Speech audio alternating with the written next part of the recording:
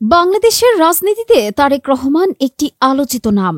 সাবেক প্রধানমন্ত্রীর একজন ছেলে হলেও নিজে অনেক সময় গাড়ি ড্রাইভ করতেন। পাশে থাকত তার গাড়ির চালক, ছুটে যেতেন তৃণমূল মানুষের কাছে। একজন প্রধানমন্ত্রীর ছেলে নিজে গাড়ি ড্রাইভ করছেন, পাশে তার চালক। এমন দৃশ্য দেখে অনেকে অবাক হতেন। গাড়ি ঘিরে ধরতেন তার সমর্থকরা, তার সাথে হাত মিলানো এবং কুশল বিনিময় করতেন। পরে তাদের কাছে বসে গল্প করতেন তিনি। শুধু কি তাই, একসাথে খেতেনও। এরকম হাজারো মানবীয় গুণের অধিকারী মানুষটিকে নিয়ে বিগত হাসিনা সরকার নানান কুৎসা ও অপপ্রচার চালিয়েছে। সুনামের পাল্লা ভারী হলে প্রতিপক্ষ প্রতিনিয়ত তার বিরুদ্ধে মিথ্যা গুজব ছড়িয়েছে। ফলে গেল ১৫ বছরে নতুন প্রজন্ম বিরূপ ধারণা পেয়েছে তার সম্পর্কে। একজন প্রধানমন্ত্রীর ছেলের চলাফেরা বেশভূষা কেমন হতে পারে বলুন তো? তার জীবনযাত্রাই বা কেমন হতে পারে একটু কি ভেবে দেখেছেন? সে সময়ে চলমান প্রধানমন্ত্রী ছেলে হয়েও নিরহংকারী ছিলেন। পোশাক আশাক আর সাদামাটা জীবনযাপন করতেন। তারেক রহমানের সেই সাদামাটা জীবনের লুকিয়ে থাকা গল্প নিয়ে থাকছে আজকের এই পর্ব। রাজনৈতিক অঙ্গনের নানান ইতিহাস ও তথ্য পেতে আমাদের চ্যানেলটি সাবস্ক্রাইব করে বেল বাটনটি প্রেস করে রাখুন। নতুন প্রজন্মের অনেকেই জানেন না তারেক রহমান সম্পর্কে। তারেক রহমানের কিছু মানবীয় গুণাবলী রয়েছে যা তিনি জন্মসূত্রে তার বাবার কাছ থেকে পেয়েছেন। তার বাবা হলেন বাংলাদেশের সাবেক রাষ্ট্রপতি জিয়াউর রহমান, যিনি একাধারে সাবেক সেনাবাহিনীর বড় কর্মকর্তা এবং মুক্তিযুদ্ধের একটি সেক্টর কমান্ডার ছিলেন। কিন্তু বিগত স্বৈরাচারী সরকার জিয়াউর রহমানের বিরুদ্ধে মিথ্যা অপপ্রচার চালিয়ে ফায়দা হাসিলের চেষ্টা করেছে। তবে কোনো কাজ হয়নি। ফলশ্রুতিতে উঠতি প্রজন্ম বাংলাদেশ থেকে পালাতে বাধ্য করেছে ফ্যাসিস্ট শেখ হাসিনাকে।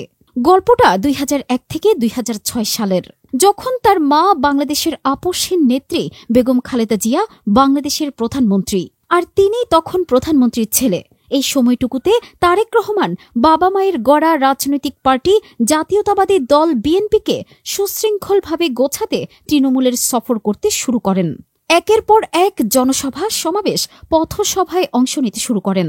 বাবার মতোই জনপ্রিয় হয়ে ওঠেন তিনি। সে সময়ের মানুষ যেন তারেক রহমানের মাঝে তার বাবা জিয়াউর রহমানের প্রতিচ্ছবি দেখতে পান।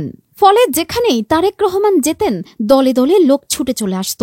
জেলা সফরে বের হলে অনেক সময় এই নেতা নিজেই গাড়ি ড্রাইভ করতেন, চালক পাশে বসে থাকতেন। এমন নজির বাংলাদেশের রাজনীতিতে বিরল। সাধারণত দেখা যায় রাজনীতিবিদরা তাদের ড্রাইভারদের সামনের আসনে বসিয়ে তারা পিছনে বসে আরাম করে বিভিন্ন জায়গায় ঘুরে বেড়ানো, তাদের কমেন্ট করেন। কিন্তু এক্ষেত্রে তারেক রহমান ছিলেন ব্যতিক্রম। শুধু কি তাই, চলতি পথে এই জনপ্রিয় নেতা ধানের ক্ষেতে কৃষক দেখলেই সড়ক বা মহাসড়কে গাড়ি থামিয়ে কৃষকদের জন্য অপেক্ষা করতেন।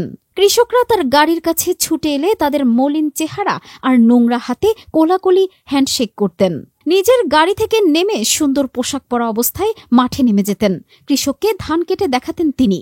তার এমন ব্যবহার দেখে কৃষকরা মুগ্ধ হয়ে যেতেন, তাদের খোঁজ খবর নিতেন। ধানের বাজার কেমন চলছে, তারা ধান আবাদ করে লাভবান হচ্ছেন কিনা, কৃষকের কোনো সমস্যা রয়েছে কিনা নিজ মুখে শোনার চেষ্টা করতেন। সেই সময়ের কয়েকজন মাঠ পর্যায়ের কর্মীর সাথে কথা বলে জানা গেছে তারেক রহমান ছিলেন কৃষক কৃষি নিয়ে উদ্বিগ্ন। ফলে তিনি তৃণমূলে সফর করলেই মাঠের কৃষকের সাথে সরাসরি কথা বলতেন, তাদের সুখ দুঃখের কথা শুনতেন। কৃষিকে আরও উন্নত কিভাবে করা যায় তা নিয়ে পরামর্শ চাইতেন সবার কাছে। এর পাশাপাশি গ্রামের মা বোন এবং ছোট ছোট শিশুদের সাথেও কথা বলতেন। মা বোনদের সরকারের কাছে কোনো আবদার দাবি রয়েছে কিনা শুনতেন। পাশাপাশি জেলা সফরগুলোতে গ্রামের মেঠোপথে মুরব্বী এবং দলের বয়োজ্যেষ্ঠ কর্মীদের সাথে হাত মেলাতেন। তার এমন ব্যবহার দেখে মুরব্বীরা দুহাত তুলেও দোয়া করতেন। পরে তিনি তাদের কাছ থেকে মাঠ পর্যায়ে দলকে আরও কিভাবে এগিয়ে নেওয়া যায় পরামর্শ চাইতেন তারেক রহমান। তৃণমূলে তারেক রহমান ছুটে গেলে লোকজন হুমড়ি খেয়ে পড়ত তার সাথে হাত মেলানো এবং দেখা করার জন্য। সেই সময়ের মুরব্বীরা বলতেন তারেক রহমান একজন নিরহংকারী মানুষ। বাংলাদেশের ইতিহাসে এমন নিরহংকারী এবং মানবীয় গুণের অধিকারী আরেকজনকে পেয়েছিলেন, তিনি হলেন তারেক রহমানের বাবা জিয়াউর রহমান। অধিকাংশ মানুষ মনে করে তারেক রহমান তার বাবার অনেক গুণাবলী পেয়েছেন। সেই সময়ে জেলাগুলোতে সেই সময়ে জনসভার ডাক দিলে দলে দলে কর্মীরা ছুটে যেতেন। তারেক রহমান আসবেন, তাদের উদ্দেশ্যে বক্তব্য রাখবেন। তাকে এক নজর দেখার জন্য জনসভার মাঠগুলো কানায় কানায় পূর্ণ হয়ে যেত। আর মঞ্চে তিনি একবার উঠলে পুরো জনসভা কেঁপে উঠত স্লোগানে। নেতাকর্মীদের চোখে মুখে উল্লাস ভেসে উঠত। শুধু এসব মানবীয় গল্পই নয়, তারেক রহমান অনেক সময় বিভিন্ন সমাবেশে নেতাকর্মীদের ভিড়ে মিশে যেতেন। তাদের কাতারে দাঁড়িয়ে দলের বিভিন্ন সমস্যা নিয়ে সরাসরি প্রশ্ন করতেন কেন্দ্রীয় নেতাদের।